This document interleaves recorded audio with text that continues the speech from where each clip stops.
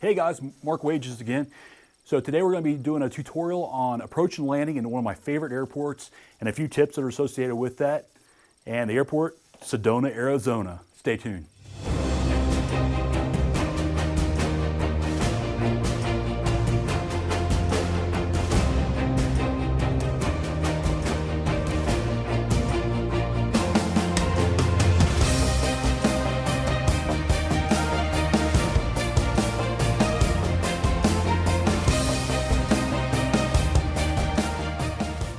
All right guys, so here's a shot of the beautiful Sedona, Arizona. This was on a flight I did into there. So this is kind of to get you ready for what you're going to see on the side picture in the actual flight. This is just a still. We're going to look at a little bit of the airport information and talk about the approach in there a little bit. I think it was named in AOPA a couple years ago as one of the top 10 most difficult airports to land at in the world. With a few little tips, I don't think it's that difficult, but the site picture is what's really going to mess you up. So we're going to talk about that a lot today, and I've got a neat little thing I added onto my video that should really help you out with the site picture. You can see Sedona, and most of you have probably seen tons of pictures of it. It's up on a mesa, about a 500-foot mesa. Here's the layout of the runway. So we've got a 3 and 2-1, 5,000, over 5,000 feet, 100 feet wide. So plenty of room, yet there's still a lot of accidents there. So we're going to kind of talk about a little bit of what actually happens. So here's the approach coming into Sedona. And you can see the airport on the left-hand side of your screen there. And there's a lot of terrain in the area. You can see that we're getting bumped around a little bit. And there's just a lot going on at this approach. So that's one of the things that you have to be careful of is when you're coming in.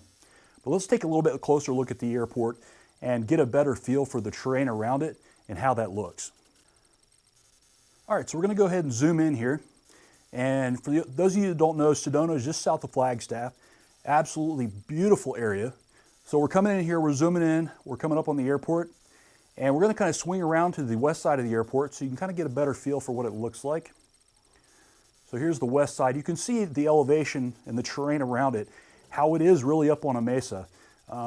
So there's a big drop off at either end that can really mess with your sight picture. So speaking of sight picture, that's where people get messed up. So what we're going to do here is set up our sight picture.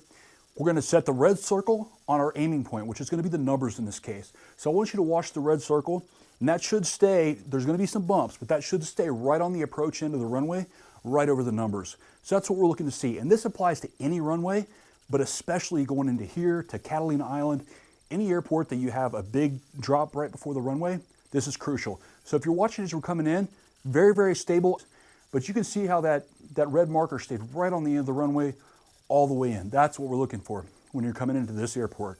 The other side is the exact same way. Set the sight picture. The number should stay in one spot in your windscreen. As long as you do that, piece of cake airport, and it's just a beautiful place to fly into. And they also just built a new restaurant there. So the old one was cool. The new one's really, really good. So it's definitely worth flying in and checking it out. If you're flying through Arizona, it's a must stop. So hope you enjoy the video. Make sure to like us on Facebook, facebook.com/NorthStarAero. And I appreciate you guys watching. Thanks.